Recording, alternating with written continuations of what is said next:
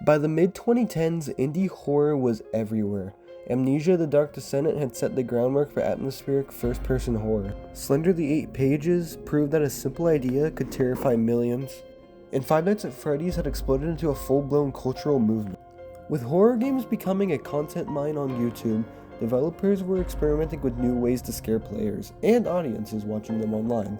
Among these experiments was a strange little game about a talking toy from the late 90s, brightly colored, adorable, and annoyingly chatty.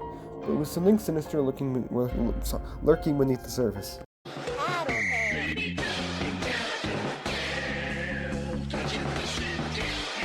Tattletail, that's me. Nom, nom, nom, nom, nom, nom, nom, nom.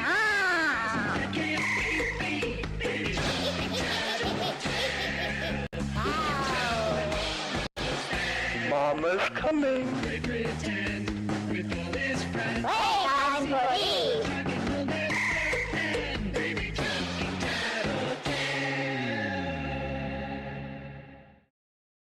This is Tattletail, a game that takes childhood nostalgia, wraps it in a VHS static, and turns it into a nightmare.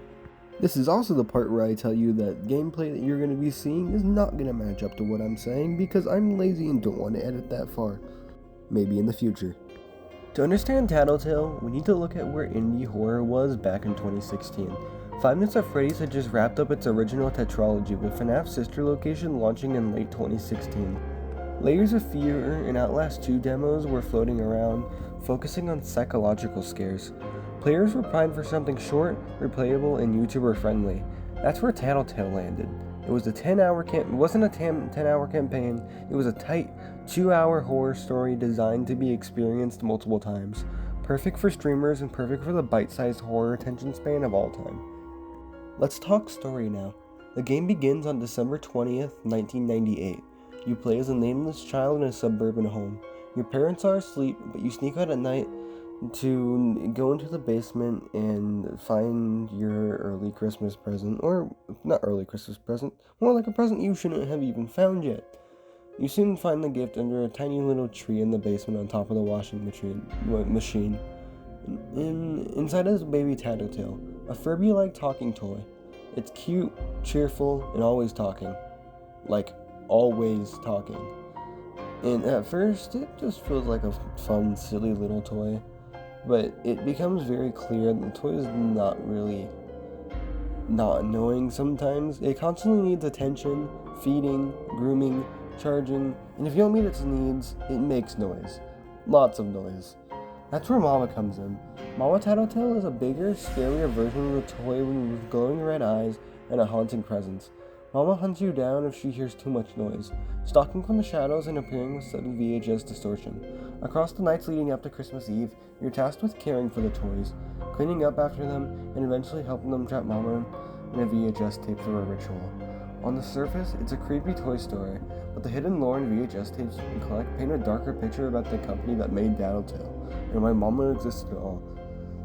There's VHS tapes that you can find that have different cameras that if you go to certain ones at the right time, you will find dead bodies in the corners of different VHS tapes that Mama has murdered. Mama's not really quite there, and it's also implied that Mama might be possessed by her own mother. If you go to our mother's room, well, our mother in the game's room, and then you knock on the door while Mama's searching for you, Mama will be at the other side of the door. And yes, I did say there's multiple Tattletails. There's Tattletail, I don't remember the others' names, but I know there's a yellow and a cyan one, and I'm pretty sure there's also a green one. And yes, I also did say that Mama gets trapped into a VHS tape at the end of a ritual, because it turns out the Tattletails don't actually like her. And trust me, I don't think I would either. She literally tries to eat our face off. But it's just really interesting to a story of me, actually. Tattletail is one of my favorite horror games of all time. Even though I was 6 when it came out, and I used to watch, Let's Plays of it constantly. And Tattletail has a very interesting story that you get told throughout the game, and have to re-find her memories of during the DLC that we'll talk about later. Let's talk about the gameplay mechanics now. At its core, it's a mix of resource management. You have to keep baby Tattletail happy by filling his 3 meters: food, battery, and grooming. Stealth survival as well.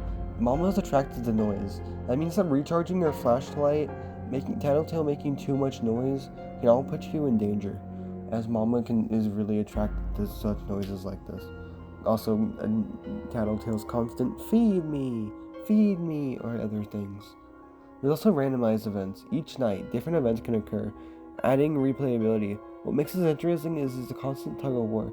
Everything you do makes noise. Ignoring Tattletail makes noise. Even surviving requires risk. This forces the player into tense, high-stakes decisions. The house itself is deliberately small but disorienting. Long hallways, dark corners, and ambient sounds create paranoia. It's not about being chased, it's about being stalked. Knowing that one wrong move will get you caught. The basement especially being, able to, take wrong turns in. And unlike FNAF, where you're rooted in one place, Tattletail gives you the freedom of movement. That mobility means you feel like you're in control. It also means you can walk directly into danger. One of the most fascinating parts of Tattletail is its use of themes. Being childhood fears, the idea that your favorite toy could turn on you is primal. Kids give life to toys, and Tattletail corrupts that trust. Not the toy itself, well, kind of. It makes noise that attracts Mama, even if it really doesn't like Mama. It's also especially with lines that show that Mom doesn't like us either, with Tattletail saying things like, "Mama doesn't like you," and all of that. Nostalgia twisted. Looks like a 90s commercial come to life, but distorted with VHS static and realistic undertones. Memory and media. The VHS tape suggests that memory itself can be corrupted and stored, foreshadowing the DLC. The game's short runtime makes it feel like an urban legend you'd hear whispered at a sleepover. Simple, but unsettling. The Kaleidoscope DLC is what we're going to talk about next. The game's expansion and arguably its most ambitious piece, especially when DLC wasn't very common in games at the time. It was really nice to get a treat like this, even if it wasn't the best DLC in the world. It had a good amount of lore to it. The DLC takes place after Christmas, actually directly after we open up Tattletail at the end of the game. At first, things seem normal. Your Tattletail toy is around, but something feels wrong. Its personality doesn't match the memories of what happened before. You soon discover the Kaleidoscope, a surreal alternate dimension hidden behind the VHS tapes. Inside, reality is warped. A familiar suburban home stretches into impossible hallways, looping staircases, and dreamlike distortions. Gameplay shifts here. It's less about resource management and more about navigating corrupted memory spaces. The house you knew is now unstable, representing Mama's lingering influence. The other thing too is the only reason we're in the Kaleidoscope is because our memory is corrupted and we don't seem to remember Mama being as bad as she was, or even Tattletail being as annoying as we remember. The goal is to restore your memories, piece by piece, and purge Mama's corruption. The DLC leans into psychological horror more than jump scares, emphasizing distortion and paranoia. Doesn't mean that there's not any good jump scares though. There's a really good one at one part of the Kaleidoscope DLC, where you get a quick jump scare from Mama saying, you forgetting about someone? Well, she doesn't sound, anime character like that, but you know what I mean. Similarly, the Kaleidoscope represents how memories can be twisted, rewritten, and controlled by external forces, whether by toys, tapes, or even corporations. It makes the story more than just evil Furby game, and it pushes into a surreal, almost Silent Hill-like space.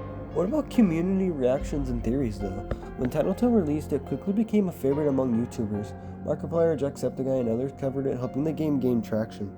Let's Plays at the time were a thing that really helped video games get started, such as the early alphas of Hello Neighbor, FNAF, all of that. The told show that over 1 million people knew about Tattletail, only a year and a half after it released. Or actually, I think it was a month and a half after release, actually, not even close to a year. The short runtime meant it could be played in one sitting, perfect for single video uploads. VHS lore tapes fueled theories. Who made the toys? Was Mama a failed prototype? Were the tapes experiments in memory manipulation brought on by the Kaleidoscope DLC? Many fans compared it to FNAF, but with a different flavor. Instead of animatronics, it was toys. Instead of security offices, it was a house. Both tapped into corrupt childhood nostalgia, but Tattletail stood out for its surreal dream-like lore, amazing graphics, and even somewhat the story, and people's reactions to it. It was a really awesome thing to watch at the time, and if you weren't there, I feel bad for you. You should go watch like a Tattletail Let's Play or something. But overall, it was a really great game, and I recommend more people go check it out. It's not great compared to the horror games we have now today, but it still really holds up, I think. Speaking of holding up, let's talk about its legacy for a second. While Tattletail didn't spark an entire franchise like FNAF, it left a strong impression. It's a mix of nostalgia, surreal horror, and short-form design has kept it alive in horror discussions, even if being kind of forgot about nowadays. It foreshadowed the rise of VHS core horror, which exploded with games like Faith, Iron Lung, and the Haunted PS1 collection. You can see its fingerprints in modern indie horror that blends retro aesthetics with psychological themes. Ultimately, Tattletail was remembered not just as the Furby horror game, but as a clever and tightly designed experience that captured the weird, creepy magic of indie horrors in the 2010s, and really helped build the foundation for what we call mascot horror now.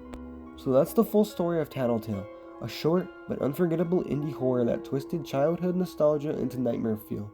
It's a game that knew exactly what it wanted to be: tight, replayable, scary, and just mysterious enough to keep fans theorizing. Looking back, it's fascinating how much Tattletail achieved in such a small package. Whether you played it back in 2016 or are just discovering it now, it's a creepy charm that still holds up. What did you think of Tattletail? Were you scared of Furby-like toys growing up? And what's your favorite indie horror game from that golden age? Was it Hello Neighbor, FNAF? Was it Tattletail like me?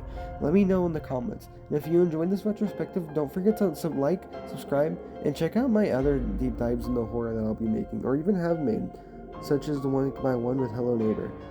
And Tattletail really is just a game that I grew. It's my favorite horror game, maybe behind Bendy and the Ink Machine, which I definitely will have a retrospective of, and might even feature someone special, or if you're watching from the 3 Idiots channel, another member.